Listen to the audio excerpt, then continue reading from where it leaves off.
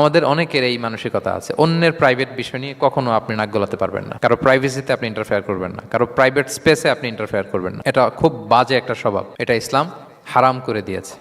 আমাদের অনেকের মধ্যে আছে খুঁটে খুঁটে, ভাই এটা কি ওইটা কি করছেন, সরকারি চাকরি না প্রাইভেট চাকরি, বেতন কত, বয়স কত, ওইটা কত, হাবি যাবি, এটা তার ইটস নট হিজ বিজনেস। তারপরে মানুষ খুঁচিয়ে খুঁচিয়ে নিঃসন্তান দম্পতি আমি দেখেছি, তাদেরকে পেলে অনেকে, ভাই কি সমস্যা, কয় বছর হইল, বাচ্চা নিচ্ছেন না কেন, কবে হবে, কার সমস্যা, আপনার সমস্যা না ভাবির সমস্যা, বেটা তোর কি সমস্যা ওইটা বল।